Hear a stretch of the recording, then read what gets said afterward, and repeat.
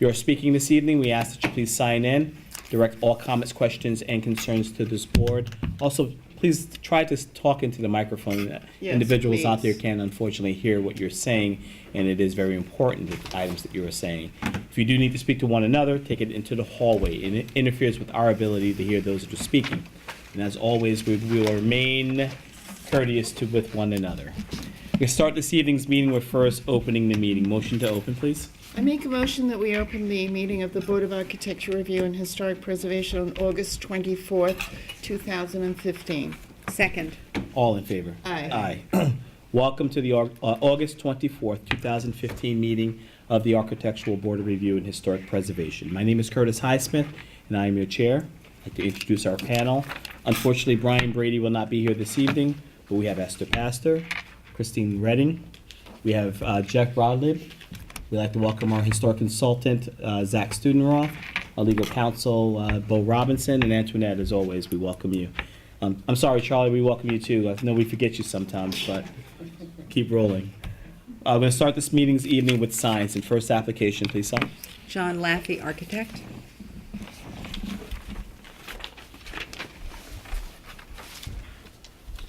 Is the applicant present? I'm here. I know. Sorry. You didn't say anything. The applicant is present. There you go. You have a contractor sign now. You're just changing the style? Yeah, I thought it would be, I wanted to make it a little bit smaller.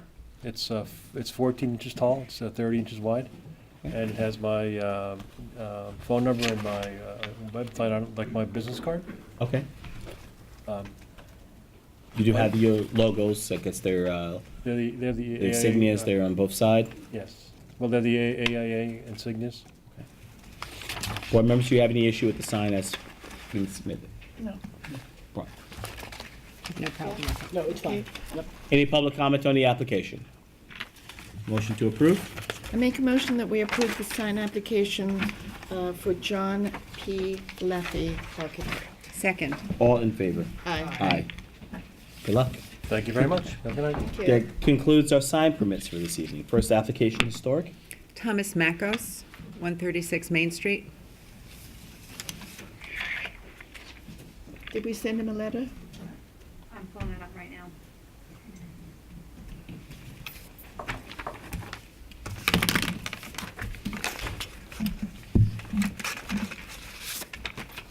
Yes, we did. Item 3 would be resent, and if there was no response, it would be removed without prejudice off the agenda. Motion to remove the application from our agenda without prejudice. Make a motion that we remove the application of Thomas Makos at 136 Main Street from our agenda without prejudice. Second. Christina, before you say, not remove, but dismiss the application without prejudice. Dismiss. Dismiss. What? Motion Dismiss. to dismiss the application. Okay, just motion to dismiss? Without prejudice. prejudice. I make a motion that we dismiss the application. Without prejudice. Second. All in favor? Aye. Next application, please. Antonio Farnos, 124 Herrick Road. There's a letter in the file from the applicant to adjourn. No, we forgot 784. Oh, sorry, That's okay. 784 Meadow Lane. Council's closed for written decision by council. It's already been closed. for Don't written have a decision. written decision, but requesting that you approve the application subject to the submission of the written decision. Okay. Motion to approve the application with the condition, I'm sorry. Subject to written subject to decision. written decision by council. I make a motion that we approve the application of 784 Meadow Lane, subject to written decision by our council. Second. All in favor? Aye. Next application, please. Is Antonio Farnos, 124 Herrick Road. There's a request from the applicant to adjourn to our next meeting. Motion to approve applicant's request to adjourn. I make a motion that we approve the applicant Antonio Fanos at Herrick Road request to adjourn to our next meeting. Second. All in favor? Aye. Aye. Next application, please. 354 South Main Street LLC for driveway gates. Decision in the file approving the application as submitted. An affirmative vote on the motion will be to approve the application. Motion to approve written decision by council with the approval of 354 South Main Street LLC. I make a motion that we approve 354 South Main Street. Written decision for council. We approve the written decision by our council for 354 South Main Street LLC. Second. All in favor? Aye. Aye. Next application, please. Next application is for William and Ann Yawney, 16 Culver Street for driveway gates.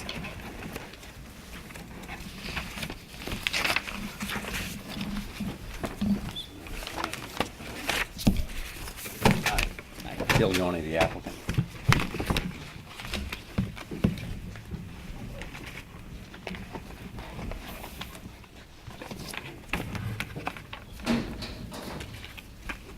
Black iron gates, Yes. any pillars that will have any lanterns? No. There'll be pillars at all? No. No, They're just gonna be steel. steel. And the spacing between the spacing between the ladders? It's written The down. pickets.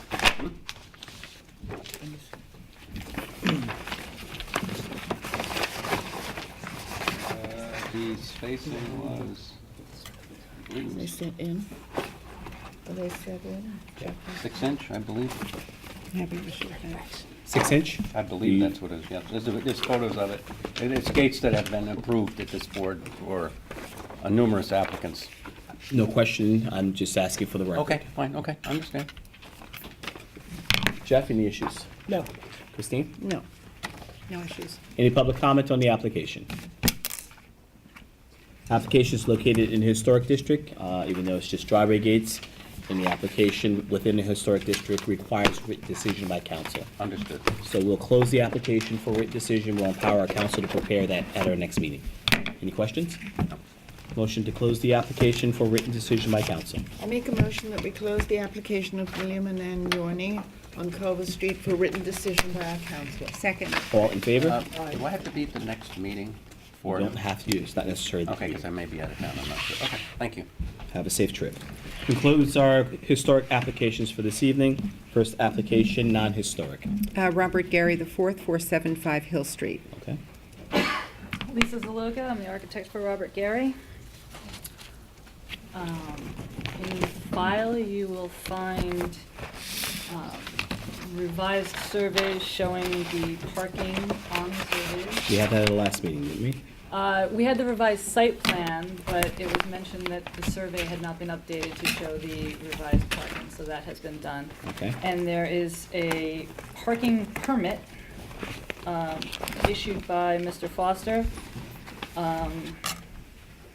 in there as well. Okay, Which I is think what you the were asked for. last item this board was concerned with was the legalities of the parking to assure that it fit guidelines and also was within the jurisdiction of, you can see whatever you like, Jeff. Thank you, Curtis, I appreciate that. So that was the open condition and concerns that has been met within our file. Is there any public comment before we proceed further? Is there anything further from the board? Oh. Okay, Well, thank you. Mine, thank you. someone? Oh. You report. Sorry. Good evening. Good evening. Sheriff Highsmith and members of the board. I'm Barbara Missett. I am the owner of, you, Bo, 471 Hill. I've owned it and lived in it since 1980. And formerly owned the house behind me was 473. I owned that until 2 years ago, so the same amount of time. So I've been a resident there for quite a long time, and I'm concerned obviously about the Robert Gary application. So I am going to pass out, well, let me read this first. Okay, While I've been following the progress of the Gary application, I've been unable to attend earlier ARB meetings due to ongoing medical treatments in New York City this summer. Under the circumstances, it did not seem to be a high priority for me to become involved in yet another squabble over protecting the historic district of Southampton Village. However, as I recoup from medical treatment quietly in my studio at 471 Hill, located on the historic mid-19th century original Howell Fry property, where I have lived and owned both the 471 and 473 cottages since the early 80s, I do feel it imperative to voice my support of maintaining the dignity of Southampton's historic neighborhoods and my property value, and thus appeal to you to deny ARB board approval to the Gary application to build a zone-compliant, which I understand, a zone-compliant 2.5-story, 6,563 square foot house on the 475 lot located at the rear of the original 19th century Howell Fry property, all one property. I ask you to deny this application due to the mass. That's the only thing I'm going to address, is the mass of the proposed main house compared to its neighboring properties. And I have brought here, I want to pass this out now for the record, for the board to look. And I dropped something, well, I didn't, some friend did it for me. Dropped something earlier at the thing, but I don't know if you have a copy of it or had a chance to look at When it. was it dropped, It wa- Barbara? It was dropped this morning about 12, 11:30 I or 12. have not seen it. I didn't think so, so, there, that's it, you got it. Okay, so if you would use it, but I'm gonna submit this. Also, if I fail delivering this, I've given Ann Pine my authority to speak on my behalf. So I'm a little wobbly, anyway. Do you need to have a seat? What? Do you need No, to have I- a seat? I'm Sure. Split at this until Ann takes over, if she Okay. needs to. Okay. So this should go for the record. I think there's already one in there. These are two more of these, the letters and so forth. And I would, if Zach wouldn't mind looking at one, because it's all about history. I mean, I had two to pass in and get, Well, again, so Barbara, that. it may be bad history, but this is not in the historic district. You've twice But mentioned the that. property is, the property surrounding it is. I understand it's not in the historic Very district. good. But the rest of the property that abuts it, I understand. yeah, is. So I think it's a historic neighborhood. So I think that's interesting. Okay, so here, you guys can check this stuff in. I think Zach should have one. Should I pass one down to him? Huh? Yeah. Just It needs to be stamped in, so. yeah, okay. So I will start, sorry. This letter and enclosures that you will have in a minute references the above application by Robert Gary to demolish an existing circa 1910, circa 1,500 square foot structure at the 475 Street property and to construct a zone compliant 740, whatever it is, compound with 6,563 square feet, 2.5-story main house. Pursuant to the above application, the enclosed booklet relates the history of the Howell Fry property on Hill Street, which has consisted from 1905 until present of a main house fronting on Hill Street, its core dating from the 1840s and expanded by Amory Emery in circa 1902, who was a famous architect. 3 summer cottages behind that were built on the property at the turn of the century, each built circa 1902 to 1910 for members of the Fry family. In 1971, this one family property was divided into 4 lots. And this is the map of that. It was owned by a single person. It was owned by Molly Allen at that point. Each maintaining its original, circa 1905, 1.5-storied structures. The front house, the largest, measured around 20, according to this survey, the planning board survey, 2,250 square feet, according to the village planning board in 71, prior to its historically appropriate interior expansion, post-acquisition in the late 90s by its current owners. That's this main house. This was a porch, open porch, and he just filled it in and had permission to do that, and that expanded it to 4,000 square feet. The 3 cottages behind the main house measured from 1,000 square feet to 1,600 square feet, as shown on the 71 survey. The booklet contains copies of photographs taken in the 20s and 30s. Original photographs, I have them, as well as some recent 2010-2015 photographs. The early photographs were given to me in 2002 by the granddaughter of Thomas Fry, Sister Joan Fry, who summered there in the 40s and 50s. The intent of including these photographs is to demonstrate without any doubt how the houses and cottages on the original property remain essentially as they were in 1910, with the exception of 473 Hill, which was demolished and replaced with a somewhat larger 1.5-story cottage in 213. Whereas a side, its footprint expanded by approximately 3%, no height increase. In light of the Howell Fry's property's significance in Southampton Village history as one lot, the fact that all 4 of these existing structures remain materially in character and mass unchanged since circa 1905, I would like you to consider what will happen to this historic mid-19th century property and neighborhood should you agree to approve the Gary application. First, an approval will obliterate the historical significance of the original Howell Fry property and its historic character. Second, an approval will reinforce the recent trend of overscaled houses dwarfing and replacing the established houses in my neighborhood. My property value and my enjoyment of my property will be diminished as a result of this application. I plead with you to exercise your clearly stated existing authority, established in Village Code 116-30, to veto this application on the basis of its mass and out-of-scale height being detrimental, inconsistent, and unharmonious with the original extant 1.5-story 19th century residence still existing in this historic cul-de-sac. Now, just to run through this book quickly, because it's quite fabulous. Do you all have a copy of this? Can you all look at this in any way? We can Yes, just follow? yes, we do, but even I have to, unfortunately, we haven't really addressed time contingencies for this evening's meeting. Okay, well, it'll take Hear me one- out. Normally, I would say Yeah. keep comments brief, within 5 minutes, within 3 to 5 minutes. So please, if you have more substantive information that has to do with mass, that gives us any relevance in terms of It mass does. overall. And we appreciate the historical lesson. Yeah.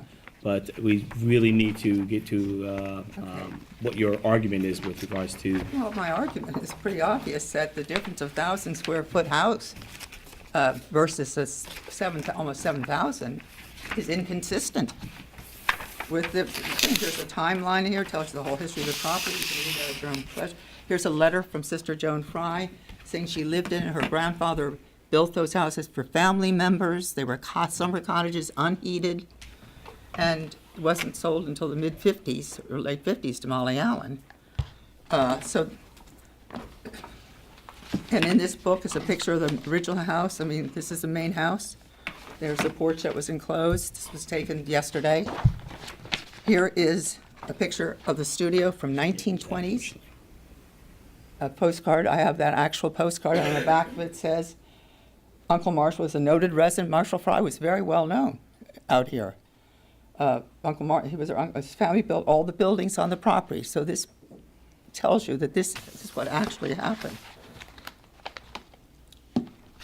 Take me one more second to go through this. I'm going to show you that a cottage, which I now live in, and I took this picture yesterday, looks exactly the same, has not changed whatsoever. If I could get through this. Oh, come on. Here's the cottage I took yesterday. And the studio, the Marshall Fry studio, was part of the Art Village. He was part of, there was a plein air art school there, went all at the same time. There's the same thing. We haven't changed the houses there. We haven't increased the size, and we haven't increased the scale of the roof, and we haven't changed the mass, and we had plenty of time to do it, by the way. Here's this little cottage that was on Mr. Pressman's property. There's the Sotheby's ad, or when I put it in the thing, that looks here's exactly the same thing. It's not changed one iota. so what you're doing is you're showing the context of a community, that you're saying that the community has not changed It drastically. has not changed. All right, There's been no that's- change. I'm giving a little latitude because this is your first time speaking Yeah. speaking about this application. I know. Typically, and normally I would, if it had not been new or Yeah. information that you personally have said, we probably would have But you haven't heard shortened your this. conversation, but it's your first time speaking, Yeah. so that's why we're giving a little bit Thank more you. latitude, and we Thank you. appreciate your time. Thank you. This is right down the drive. This is the existing 475 house. That's what you see going down the drive. We already see it at 1.5 story, don't we? And never mind when it has 2 more stories So added. we understand now. We understand that you're saying that the overall community has not changed. Has not Or at changed. least in your that lot And the continuation of that lot has not changed over time. Absolutely. That's what you're saying. Thank you. Thank you. And here's the view from my bedroom window. This is Mr. Pressman's garage. Here's the house that I see from my bedroom. This is the 475 house as it exists today. These trees are being taken down, according to Lisa, sadly, very sadly, because the garage will go there. All this screening, these old trees, 100-year-old trees are coming down too. This is a gorgeous alley. So we're going to see even more of this than we did before. And this finally is the right-of-way that leads to that house.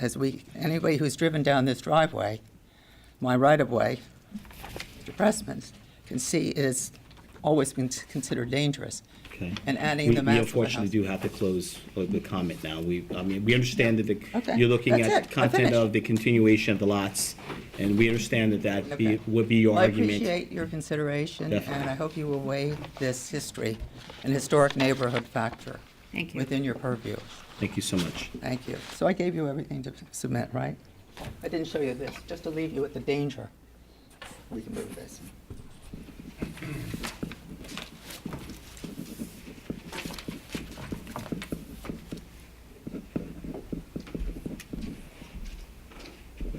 Please. Good evening, Eric Bregman, Farrell Fritz. Client is Mr. Pressman. I wonder if I could see that parking permit. It was not there on Friday when I looked for it. I don't know Is that mic on? Can't hear. Could I see the parking permit? It was not there when we looked for it. I looked for new matters on Friday. Technically, yes. We would normally typically not have to do that right now, but we'll have you take a look at it because you have a question about the legal, a legal question about the building permit being authenticated. It has been. It's been from the building inspector. He has done so. He is the enforcery department, which gives us direction in terms of what fits and what's within his jurisdiction to do so. So we have to abide by the building inspector's authority that this does, in fact, comply.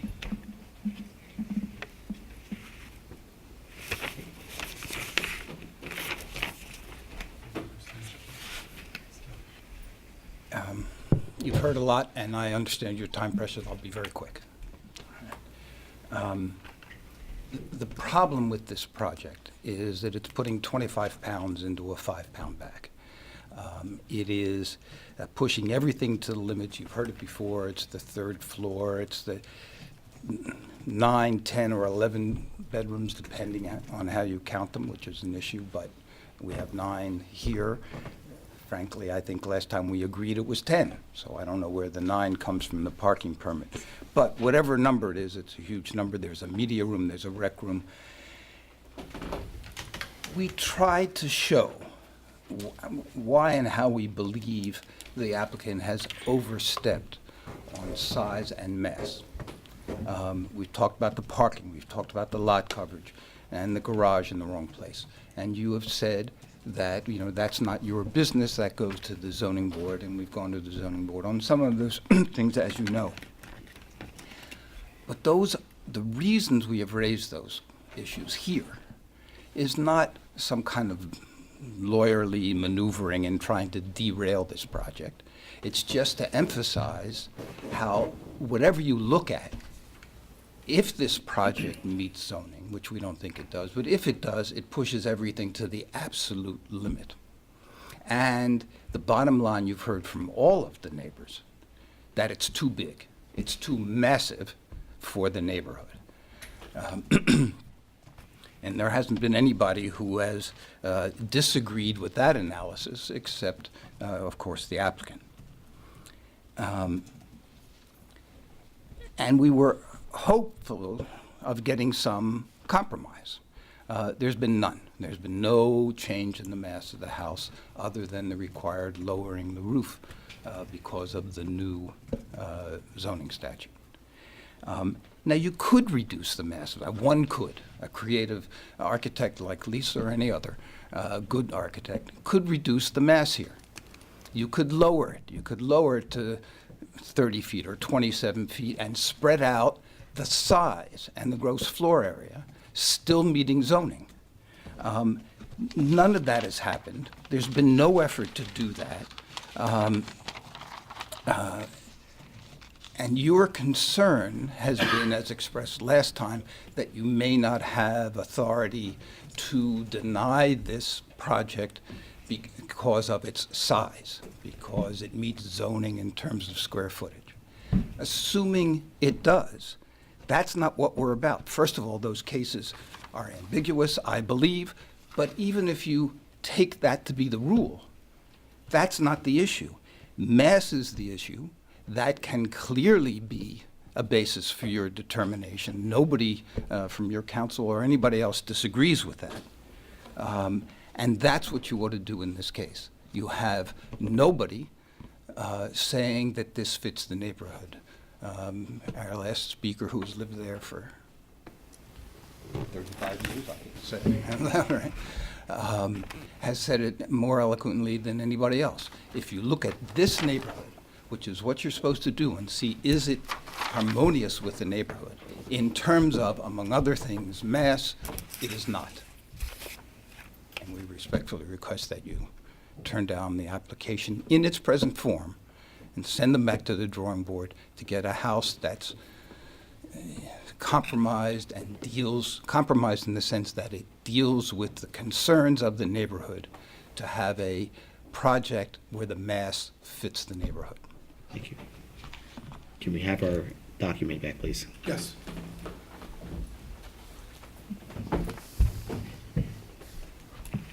Any other public comment? Council, represented by council and speaking one for himself. It's a little unusual, but I wouldn't suggest you preclude him. Please. I'm going to keep it to 1 minute to respect your... We've been doing every meeting up until now. And I think we've been very, very You have. generous with time. And I appreciate it. 2 comments. I'm only going to make a statement, and I'm not here to debate it. What was submitted by the building inspector does not comply with the parking regulations. That's all I'm going to say about that. Further, after listening to Ms. Missett, I believe there's a requirement, I know there's a requirement that a house in a non-historic district that was constructed before 1926, which this was, requires the building inspector to make a determination as to why it would be allowed to be demolished. That has not happened in this case. Thank you. Do you want to answer to that, or do you have a comment to that, or is there a statement? It's not been referred to me. Okay. Any other public comment?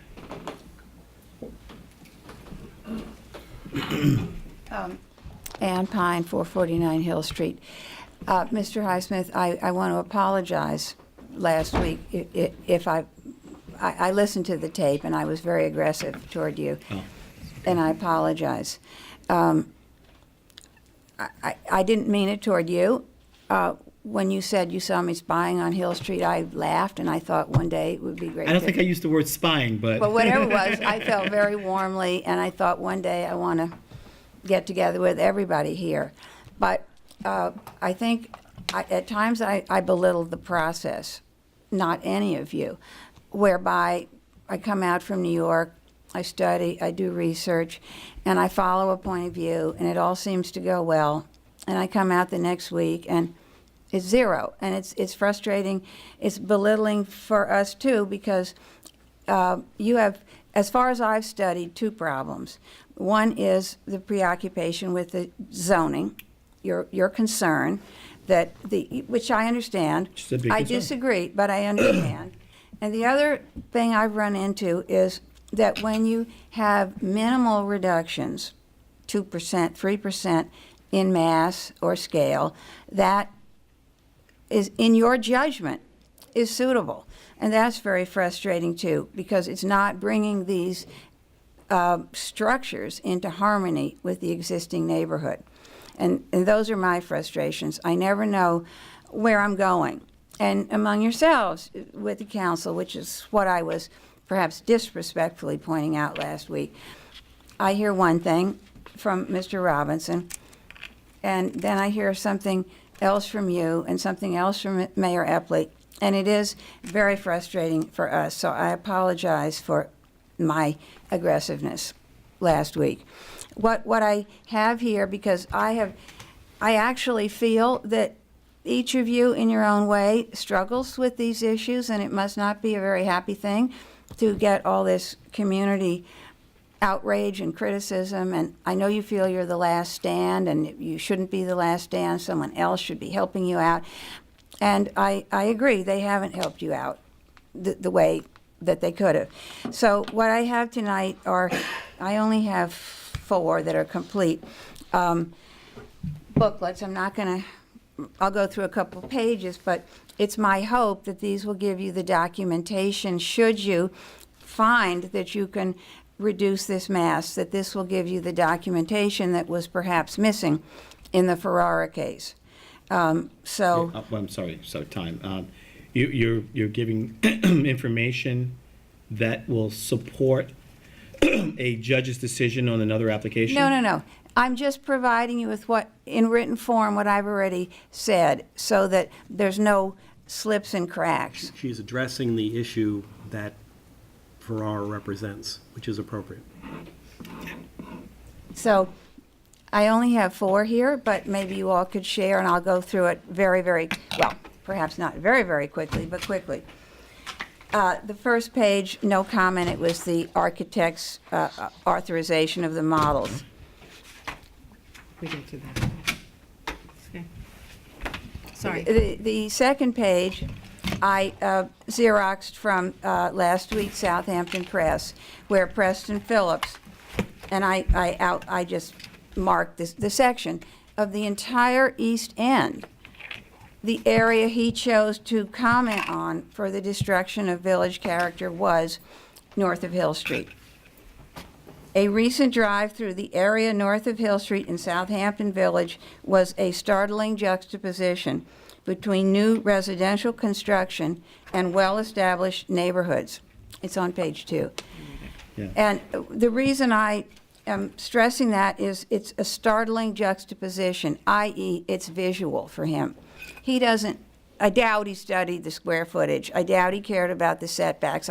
I would assume he was just using his eyes and seeing a well-established, thriving neighborhood against juxtaposition of startlingly different things. And I think that whatever reductions you may have been able to make in mass were not apparent to Preston Phillips, and they're not apparent to a person driving by, and they're not apparent to the people living in the neighborhood. The second page I have here is a survey, from the tax assessor's office. And in the blue X is the Gary project, and in the red are the 7 neighbors who have objected and all been here. The green is the one supporting neighbor who I believe has an application to increase the size of his house. I don't know. But the other, one is a vacant lot, one is Mr. Cuomo, who I think prefers to stay under the radar screen. I'm guessing for obvious reasons because of his brother. I don't know. And Mr. Stringham has had a stroke. This is vacant land. So I think it's fairly compelling that as a neighborhood, we're upset by this.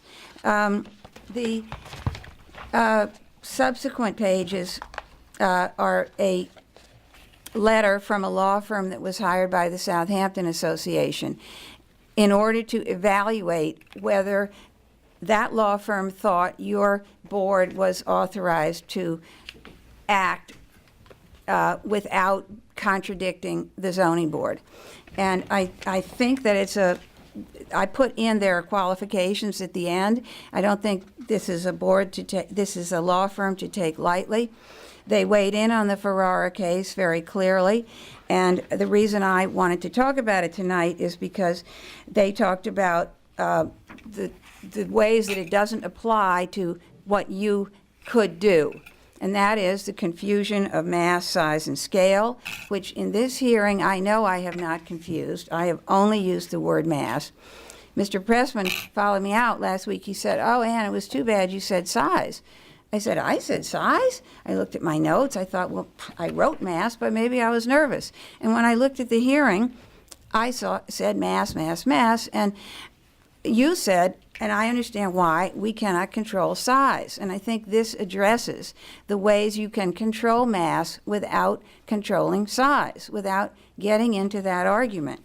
The Ferrara case also said there was no evidence that people speaking against the construction had shown neighborhood impact. And I think certainly we have shown neighborhood impact. I think there was also an issue in the Ferrara case that there was inconsistent appearance of neighbors. We've all been here since the beginning. So I think you would be very safe, should you want to, in making this case, based on what I think, but also 100 times more what this firm says. I hope you would read this before you make a decision on this case, because should you wish to maintain our established neighborhoods, this would be very helpful.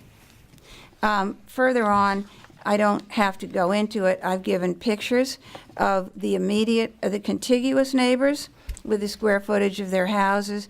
I've given pictures of the immediate neighbors, which would include our front house, Barbara Missett, within, I guess, 200 yards, but not contiguous. I've shown, which I feel, of course, I'm sure you're not happy about it either. Our neighborhood is full of unsold spec houses. I've shown 4 or 5 pictures of that.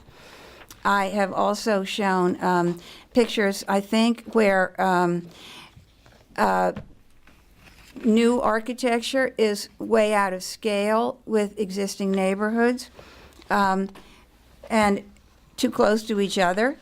And then I showed a few pictures of the peaceful properties that we all enjoy and that we believe we can enjoy if Mr. Gary's house is of a scale like our houses. The Kohlhoffs, Terry Nelson, I perhaps left some out. But I don't think anyone's asking for Mr. Gary's house to remain the same or even to be torn down and rebuilt the same. It's to maintain the feeling of this cul-de-sac. And it's totally historic. We have the same cul-de-sac next to us. We happen to own all the properties, but it was the same thing, a family on the front who made cottages and barns. And we're adjacent to this second cul-de-sac, and it's a very unique setting in Southampton, and I think it's worth preserving, not literally, but in the spirit. We can't preserve things literally, I realize that. So that's all I wanted to say, but I know you've all struggled because it's very unclear, but I think that when people are looking at these streets, they're saying, this is not right. I know some of you feel that 40, whatever it is, Meadow Lane could have not ended up the way it did, and that the house on Corrigan Street with the 2 little houses to the side of it. I'm sure you're trying to do your job to maintain, enhance, and preserve these neighborhoods. So I offer you these things because I think they're extremely helpful. And I didn't mean to be redundant, but I think the information in a written form is helpful. And I hope that you will study that letter before you close on this, because it gives you the power.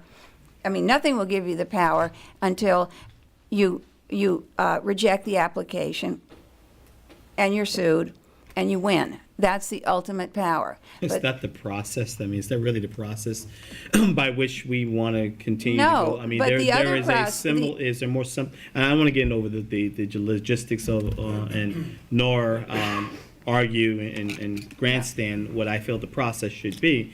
But, in all fairness to taxpayers in the village of Southampton, do we legislate case after case to see what sticks and see if No, or but do I we think make what's it a more happening now simpler is you're programming having process? litigation because you are approving things. So litigation one way or the other. We practically all agree that Ferrara was very flawed, and that if you have a case that you can stand up to without a flaw, it's worth it for the future of Southampton. I'm not saying that's the way to go. Mayor Epley could easily write a word in code to clarify, and you all could, in my opinion, just reduce the mass of this building without reducing its square footage.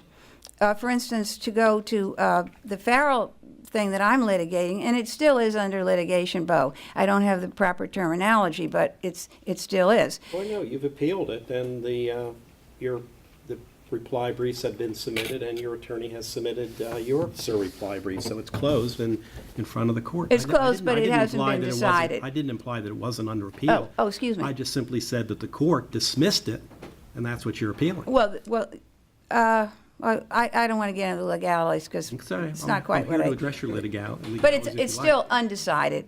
It's undecided, but the lower court dismissed. That's the right. They did case not give an without injunction to decision. stop work, and we proceeded from there. This is not the point. But the Farrell House, as you suggested, could detach its garage, and it would have much less mass, and it would not have had less square footage, because the square footage of that garage was not included in the ZBA calculation. So, in my opinion, this house too could, I mean, the third floor is not counted. So if the third floor were reduced or spread out, that would cause trouble, but that's not your trouble. That would be the ZBA's trouble, whether they wanted to give an easement.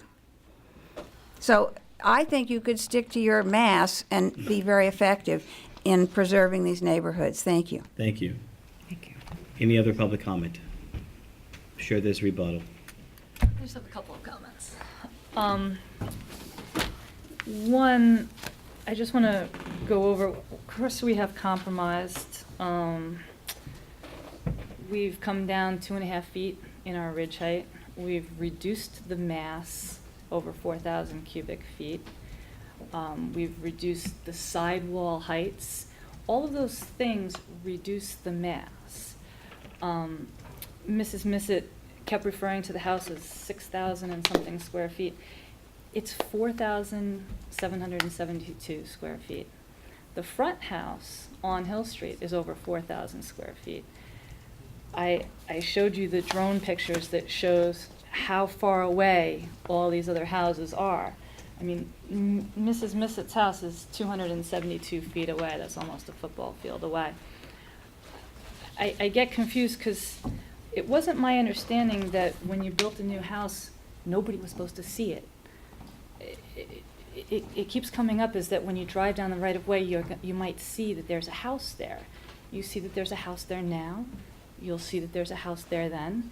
We are planning on screening it and planting lots of evergreen trees and trying to help it out, but it's a house. It will be there.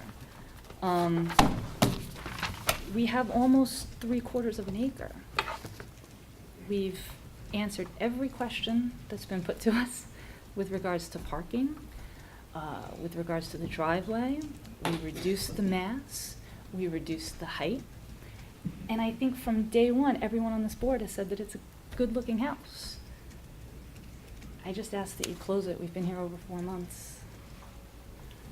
Board members, the application, as adjourned from last meeting, had concerns, and only concerns about the parking.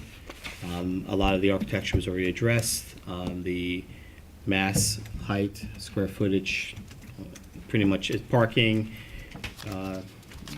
side yard, screening, whether it's his bush or someone else's bush. I mean, everything has been vetted out over a process and over time. But the last portion of this this application from the previous meeting had to do with the parking permit concerns. If there's no other questions about anything else with the application, not summoning up anything further from previous meetings, as long as we're addressing the issues and concerns with the permit. Esther, do you have any comments about the application? And do you feel? This was kept open for all intents and purposes. Yes, but the matter that was open had to do with the. It said all intents, you said all intents and purposes. You're correct that it was for all purposes, so therefore leaving the ability to add and submit more information. Yes. But the Also, last, the front house- hear me out, but the last matter that was open, that this board had concerns with, because at that moment, at that time, this board was going to vote on the application. The last item that was left open had to do with the parking permit. So in order for us to get information from the building department to make sure that the parking was properly dealt with and that it is within compliance, we got that information when we come. But it was left open for all intents and purposes. That's correct. And I just wanted to respond to this. The 4,080-foot Chappelle Anderson house is on Hill Street. It's a beautiful historic house, and nothing behind it is more than half the size. And Mrs. Missett is correct, because we're here to talk about visual mass. And that Mr. Gary's house, the 4,009, I don't know what it is, 800, does not include the third floor, which is visual mass, which is the business we're all talking about. So I think Mrs. Missett is correct. It's 6,000 feet, 6,800 square feet. And you shouldn't be increasing from 4,000 up to 6,000, especially as the Hill Street goes back. None of the houses in the booklet you'll see are over, they're all on the same acreage, because it's a subdivision there, 0.6 acres. That's what it is. They're all about 3,000 square feet, back in the subdivision and in the historic part. Thank you. And I do have your house with the windows corrected if you want to see it. Okay.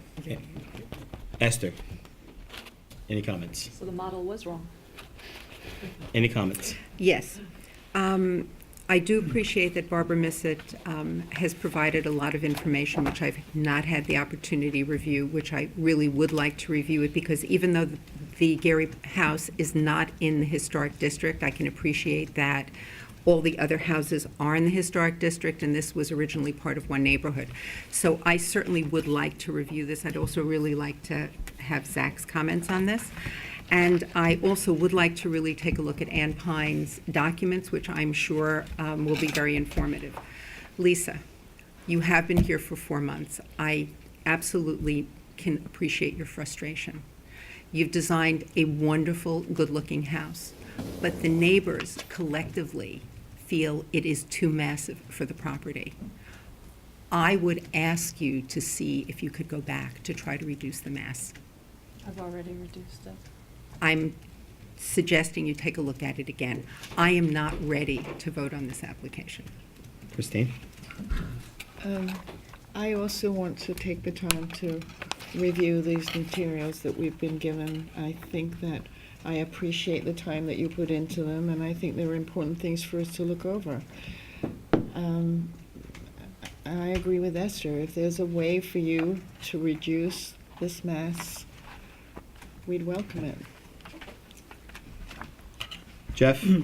I essentially concur with the other board members, and I think the addition of Barbara Missett's input and the references to our code, which does state our obligation and the creation of this board to preserve and enhance the character, historical interest, beauty, and general welfare of the municipality by creating balanced and harmonious composition of the whole, as well as in relationship to the several parts. And I think in that regard, the comments of the neighbors are not to be taken lightly, and our duties to provide harmonious conditions within the community is a serious obligation.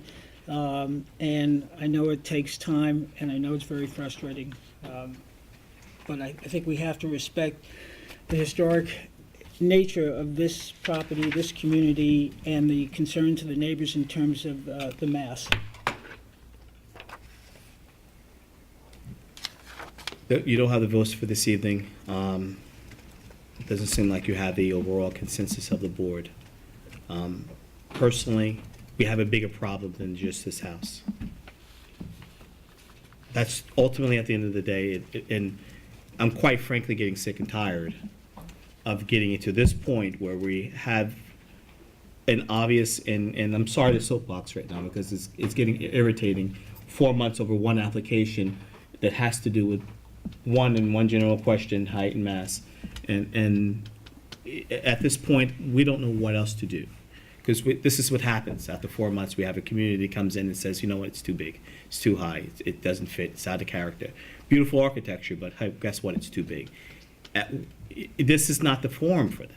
And this is not, I don't believe, what the ARB was created for many years ago, to be legislating over height and size. It was vernacular, it was to look at historic preservation, it was to try to keep, when I say character, more in terms of architectural design, but not height and mass overall. So I'm sorry for being frustrated, but 10 years doing this, it's the same thing over and over. It gets worse every year. And at this point, I just have to say to the community, go to where we need to go to get it resolved. And it's the same amount of vigor and persistence that you do here, you need to take it to a force and a body that will do something more than what we can possibly do here. The confusion is just too much. Go to a village board, have these discussions, keep it on the agenda, because we can't have 5-hour meetings based on height just because we have larger homes. Just can't do it anymore. Lisa, we don't have the votes this evening. And overall, it doesn't look like the board is going to be in favor of this, how as submitted. Your applicant's going to have to do what he needs to do and have to come back before this board either with a design that's more in keeping, or it can ask this board to rule at our next meeting. It's your discretion at this point. I don't know what further information we can give you. Okay. Please adjourn. Motion to approve applicant's request to adjourn. I make a motion that we approve the applicant's request to adjourn to our next meeting. Second. All in Hearing. favor? Aye. Next application, please.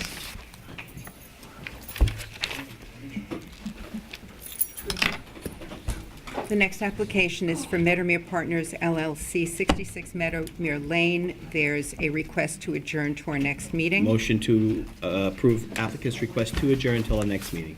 I make a motion that we approve our applicant, Meadowmere Partners, to adjourn to our next meeting on September 14th. Second. All in favor? Aye. Aye. Next application as well. Applicants requested that this application be adjourned. Motion to approve the applicant's request to adjourn. I make a motion that we approve the applicant, Wiki Associates on Bishop's Lane, request to adjourn to our next meeting. Is there a second? Second. All in favor? Aye. We should get Curtis, Esther informs me that at the next meeting, she and Jeff will not be in attendance. So rather than maybe misinform the public throughout the rest of this meeting by saying the next meeting will be on the 14th, you might want to consider changing the date of that meeting. We still have three people. You still might have a quorum, Okay. but you don't have any one of those people. We've just started nipping away at this agenda All right. first it was too late to repost for a change in date, so it would just be adjourned. That would mean our next meeting would have a volume of applications that I don't think we want to start So building you'll back. continue with the meeting on the 14th. I think it's in our best interest that we do so, just to keep volume of applications moving. Very good. What, you can't vote at the next meeting, or how's this working? No, what council said is that we're going to be missing 2 board members, so we will be down to 3.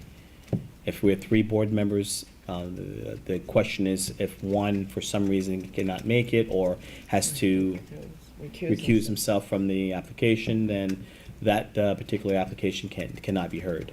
It's my opinion that we not adjourn any meetings because we finally start nipping away at this agenda. We don't want to have a 6-hour meeting. Next application, please. Robert Barron, 83 Wickapog, for driveway gates. The applicant present. They're not here. Let's take a look at the driveway gates. I need the applicant here. Is the applicant present? No. Motion to adjourn. I make a motion that we adjourn the application of Robert Barron at 83 Wickapog Road for the driveway gate. Is this the second or the third time they haven't appeared? I This is believe the it's first- the second. Second? I'm pulling up.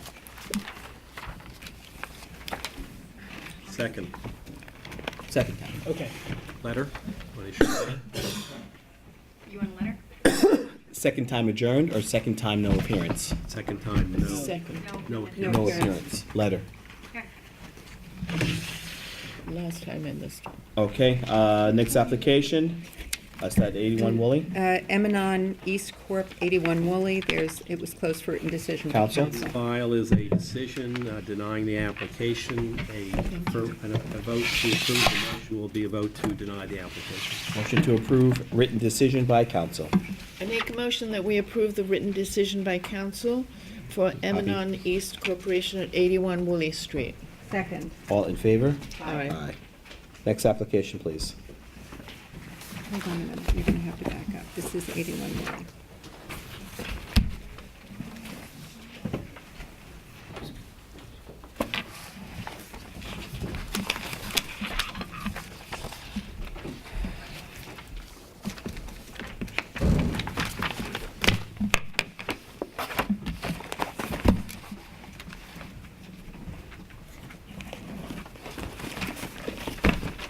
Next application. Next application is Drew Schuttinger, 166 Corrigan Street.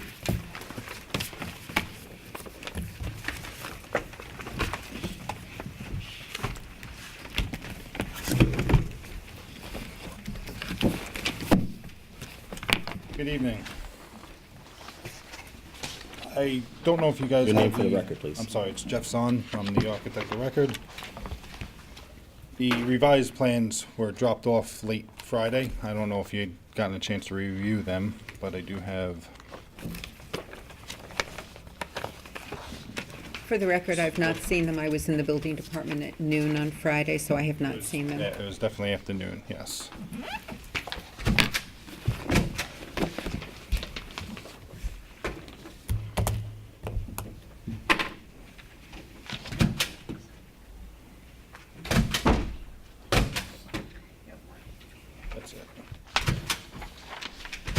That's it. Last meeting, we were talking about mass and how to decrease it. And even though the building fit all the zoning requirements of that particular lot, everybody felt it was too massive. So,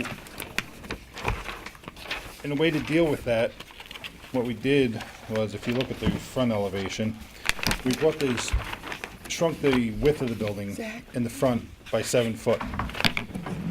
And taking that square footage and adding it towards the rear of the property, so that from the street, from Corrigan Street, it doesn't look as massive. And we also changed the roof lines, where we originally had the 3 gambrel roofs in the front of the house. We reduced that to 2 gables and got rid of the middle gable and just did like a dormer with an eyebrow window.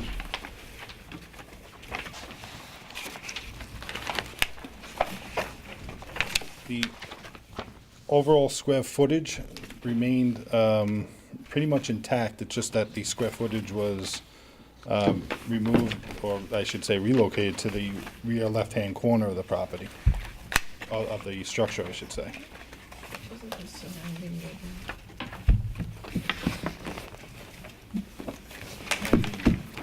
Again, the overall building height. What is the length of the building? The overall in the rear of the property is 61 feet. In the front, on the street side, it is 54 feet.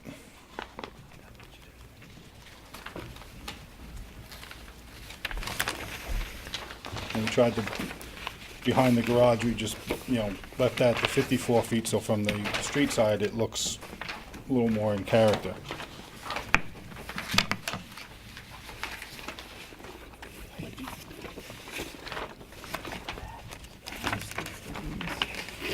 In the file.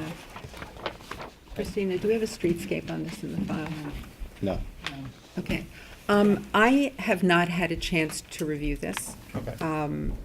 I would really like to have an opportunity to do that. However, I would also like to ask for a streetscape on this. Sure. To show the relation of this house in conjunction with the neighboring properties. And I may want to see a model on this again, because it still feels very massive to me. And there was a lot of opposition from the neighbors at our last meeting. And I would also like to go back and make a site visit, but I'm not prepared to do this tonight. The streetscape, how far down the road would you like to see? Both sides of the street, 5 houses in each direction. Okay. Thank you. In each direction. Yeah, in each direction on both sides of the street. Christine, comments? Yes, a streetscape would be very helpful for us to put this into the context of the rest of the street. I have been to the site, That would be very helpful for me. Jeff? I concur with Esther 100%, and also I think it would allow the public at least access to the files as well. Challenges are when you hand in files, and I think I've said this before, I'll say it again. When you hand files or information or new information in late, you leave very minimum time for the public to review it, minimum time for us to actually assess it, and also come I to our totally conclusions. understand Board member asked for streetscapes. They asked also for a form of model. This is helpful, but three-dimensional will give a more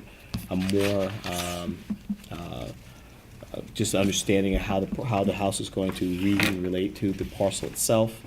I would like to see that model also as it's shown on the lot overall to show total lot coverage. Okay. Height comparisons for that streetscape, and that's pretty much what we're looking for as well. I would really look at, if possible, bringing this house down. I really would try to do the best you can to bring the height of this house as far down as you We're already possibly can. 3 feet lower. I get it. I would keep no one's- going. No one's saying you don't comply if you were not, you heard the previous application. Yes, I did. Mhm. And I'm sorry if I sound frustrated right now, but I'm extremely frustrated with the whole process as it stands. This, I would reduce. I would reduce the height as much as you possibly can. I would really go there and I would get out of the car and I would just walk up and down the street several times.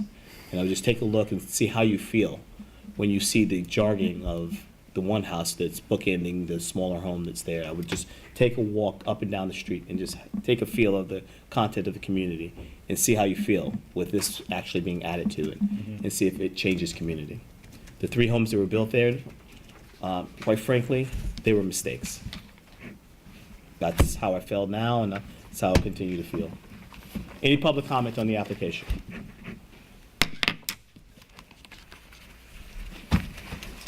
All right.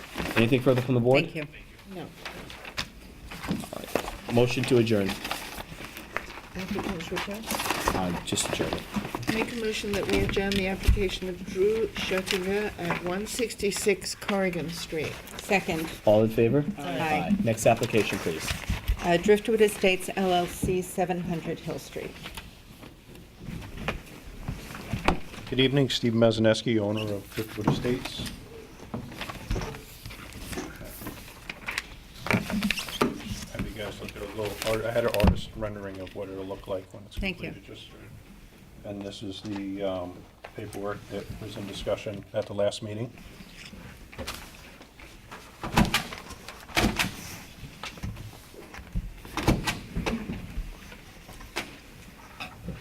Thank you.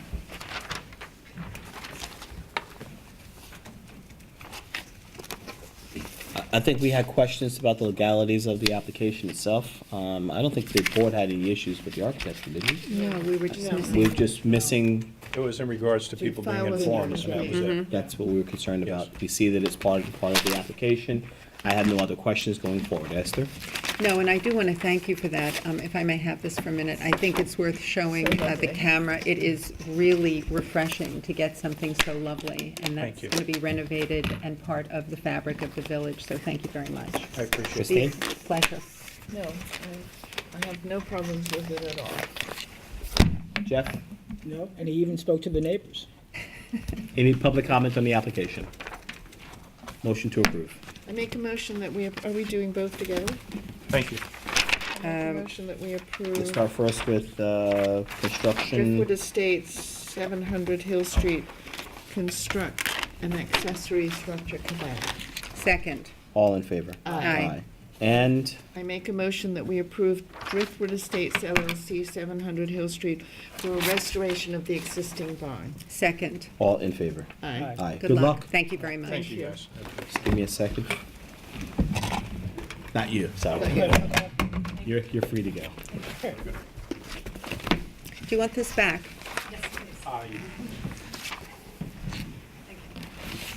Could I ask a quick question in regards to the board? I've heard a lot tonight about mass on other houses.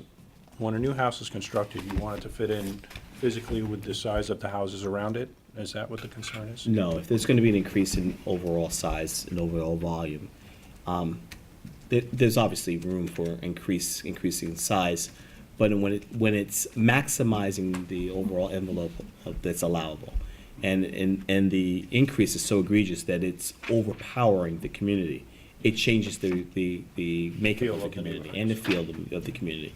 And that's what people are arguing is the responsibility of this board, based on their interpretations of the code. And then we have long and lengthy meetings over what we should or should not do. We're really looking, if you're gonna be making a volume increase, do it not necessarily modestly, but do it in a manner that is least respectful to the community. Fits in with the lot size and fits in with the neighboring. Correct. Exactly. Correct. Okay, It's not thank you. obscene. You might also want to just take a look at the code which has been referenced here, 116-30. Okay. It speaks to what Curtis was talking about in terms of being harmonious. There's also a guide. Okay. Although this is for historic districts, it may give you. That's Hill Street. Hill Street, okay. on Hill Street. Steve, Oh, sorry, sorry. it's not relevant to Southampton, but I think it's East Hampton has a code that says the new house can be up to 150% of the house on either side of it. 120. 120%. So in other words, Curtis is right. We're anticipating that houses are going to be bigger, but there's a mathematical equation that just says keep them relevantly bigger. And if you had one house in the middle change to 120%, and then another one change later, to eventually you'd build the neighborhood up, that it would transpire over many, many Fit years. in with the historic Exactly. common knowledge. Yep. Okay. Thank you. Thank you, guys. Thank you. Thank you.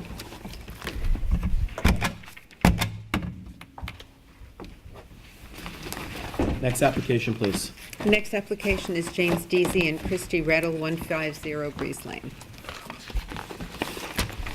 Good evening, I'm Jim McChesney. These are the affidavits of the mailing of the postings. And then these are 4 sets of reduced size. Yes.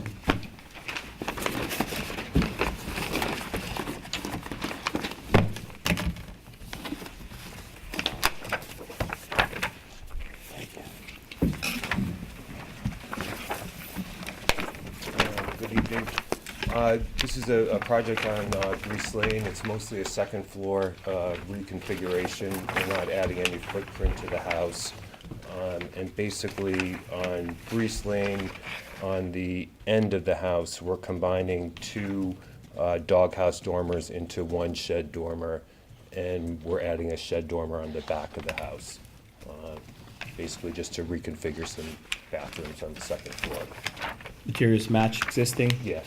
Any other Exception changes? that the windows are gonna be, the existing windows are snap-in mullions, and we're gonna do true divided lights. I have no issue with this. Modest, it ties in. I don't have any issues or concerns with the overall increase in space. Christine, any issues? No issues. Jeff, any comments? As a matter of fact, I live on the neighboring street, went over and looked at the house, and I think the combining of the 2 dormers actually it'll make it look less broken up. I think so, too, 'Cause because there's a lot The of them house to now. the right has 5 dormers, you currently have 6 dormers. Cutting that down, I think will be an improvement. Any public comment on the application? Motion to approve? I make a motion that we approve the application of James Deasy and Christy Riddell at 150 Breeze Lane. Second. All in favor? Aye. Aye.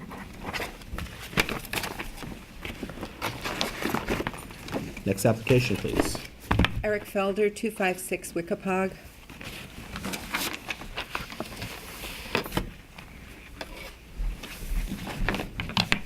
Good evening, members of the board and Chairman Highsmith. My name is Brittany Bistrian, Bistrian. I am the applicant for Eric and Dina Felder at 256 Wickapog. I'm here this evening requesting a minor material change. It's a residence that's under construction. This change is to move from a brick chimney and water table detail to a stone material. It's our position that this is in keeping with the neighborhood. I brought some photographs which I thought would illustrate that.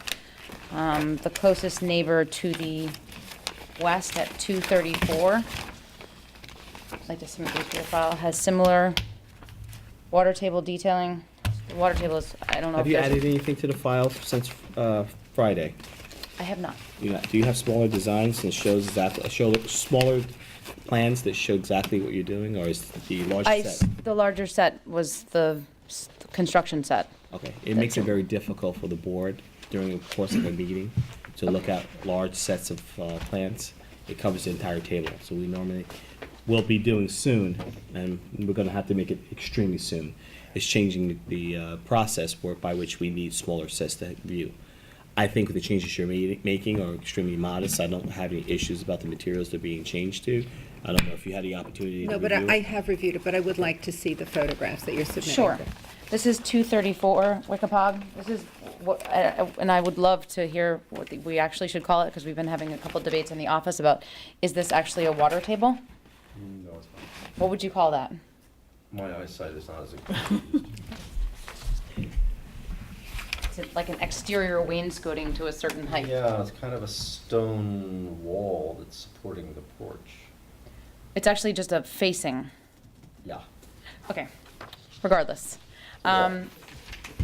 It was, and then I also wanted to submit these to the file, 157 Wickapog and 451 Wickapog, which both have stone chimneys as well. So my position and the Felder's position is that, oops, I'm sorry, is that this was in keeping with the neighborhood. There's a little bit of an architectural mix. There's some brick, there's some stone, and this particular property, I'm sorry that the sets, if that was a requirement, I think I would absolutely need the construction documents at 1/4 inch was what was written, so that was what was filed. If you were to see those, the chimneys occur on the east and the west side of the house, and they occur southern to the midline of the house. So they are effectively invisible from the street because the gambrel actually rises above them. There's only a couple feet, and it's heavily landscaped. I mean, this has very little visual impact, and I think that the benefit to the applicant outweighs any sort of detriment to the community. That last comment Stone. was, yeah, that last comment, I would have agreed with a lot of things you said until this last comment.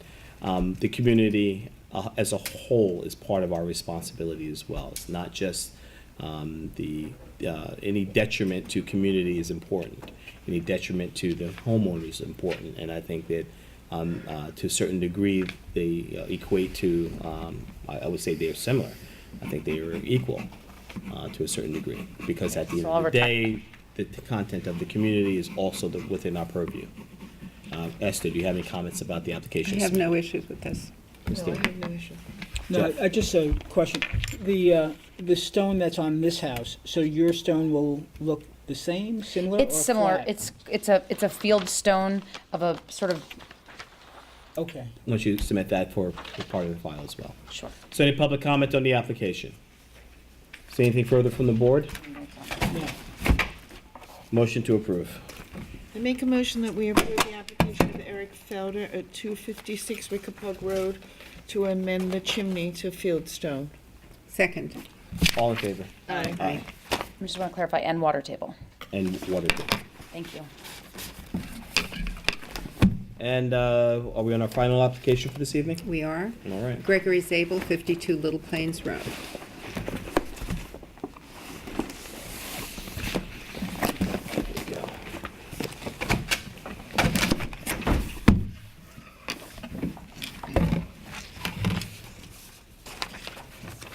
Good evening. I'm the architect for Mr. Zabel. My name is Val Florio. In the package, you should each have computer renderings of a project, which is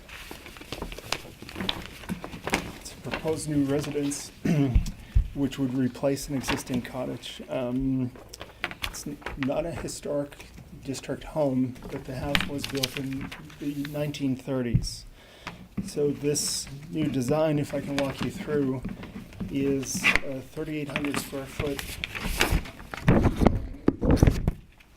which also includes a detached two-car garage in the back of the property. Shingle, right? And thirdly, a pool cabana deep in the very rear portion of the lot.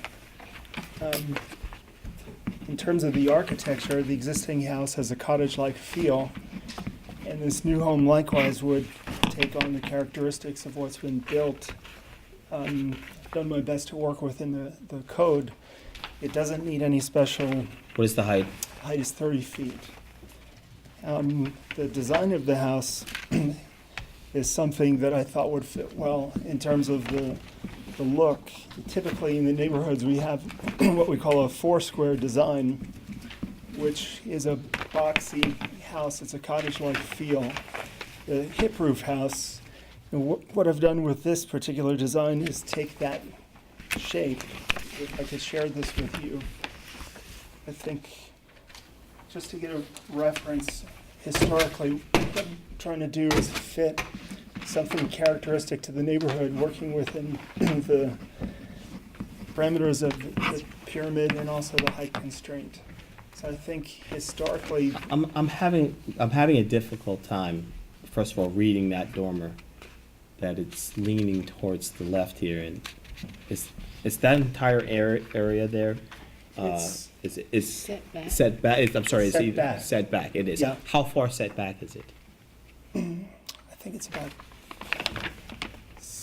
8 feet back. We need to look at the big one. Val, I'm going to make a suggestion that we need a better 3D rendering because it's very difficult to discern that. And I think this is. I wouldn't even go with the 3D rendering. It's something relating in terms of the front entryway that it just seems Well, unequal. it's out of balance. It's out of balance. And before you start rendering, creating new renderings, showing the same possible mistake, it just doesn't seem like it's relaying properly on site, where it's just leaning a little top heavy first, and then skew to the left, where All right. part of the house seems almost incomplete.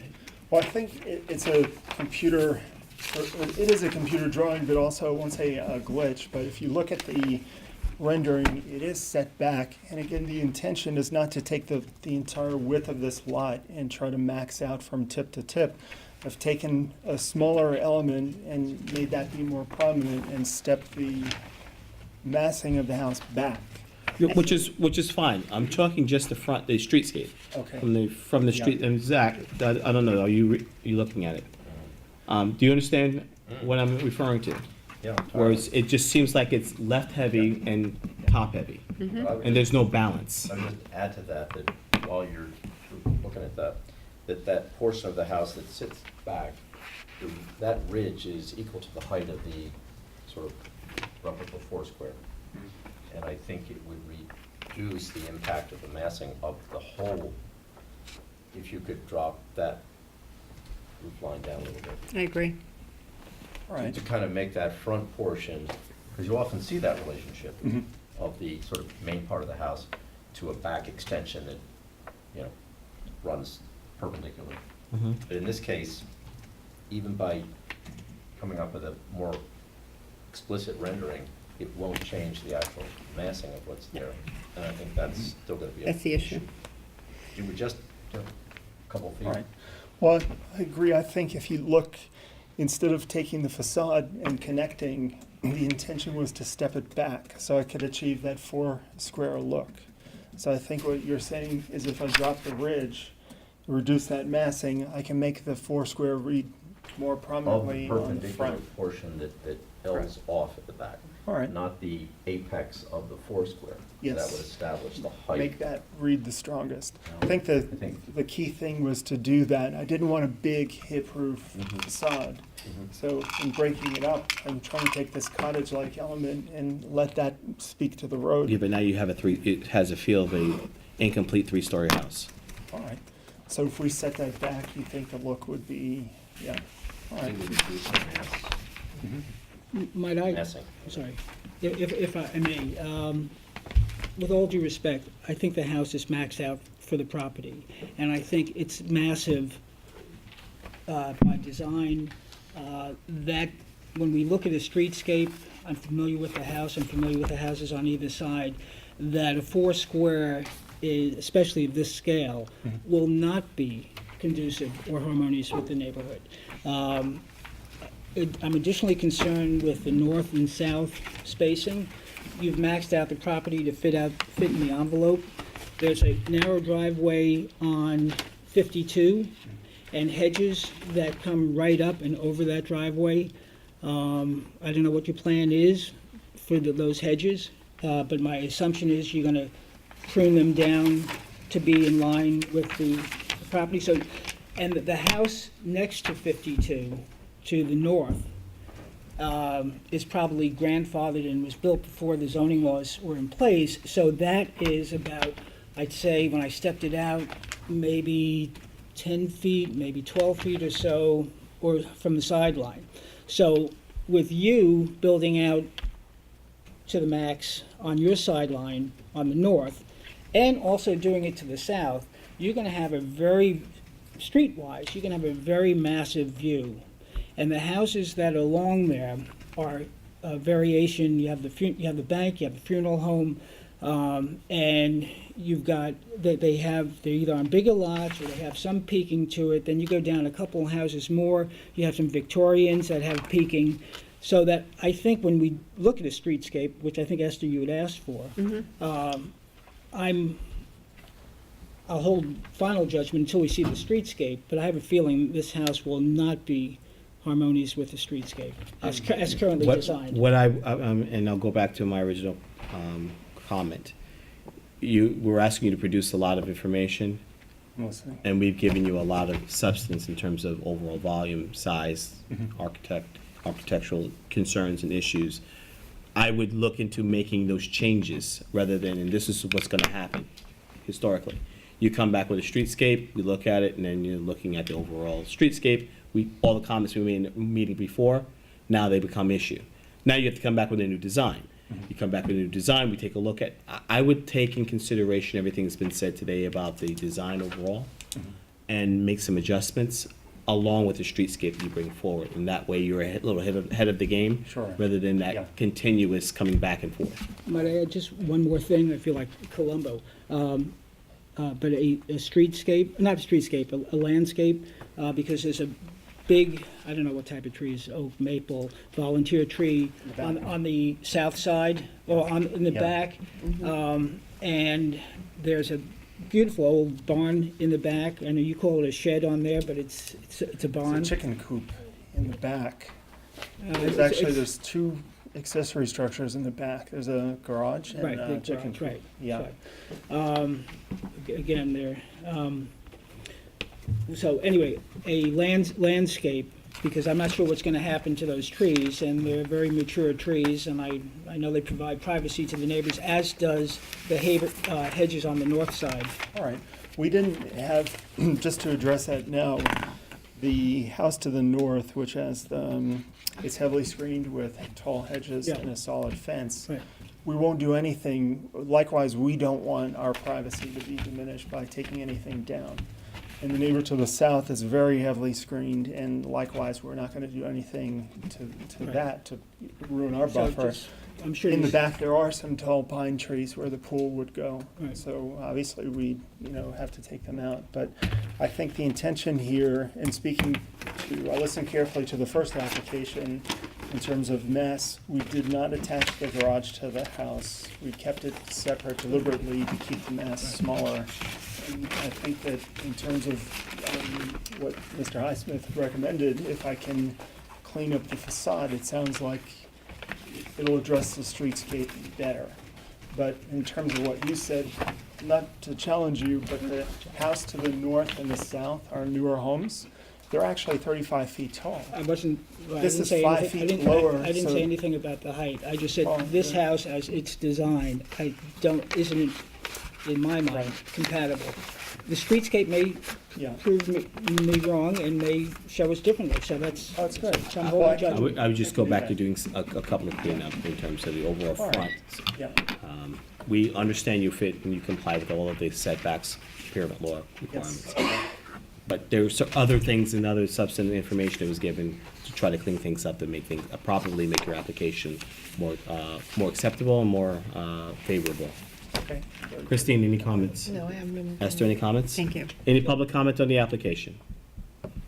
Okay, you're asking this board to adjourn so you can come back with more comments. Motion to approve the applicant's request to adjourn. Make a motion that we approve the applicant Gregory Zabel's request to adjourn to our next meeting. Second. All in favor? Aye. Thank you. Thank you. Minutes from August 10th. Everyone was present, correct? Mhm. Everyone had the opportunity to review? Yes. Questions, comments, concerns, issues? Yep. Motion to approve the minutes from August 10th. I make a motion that we approve the minutes from August 10th.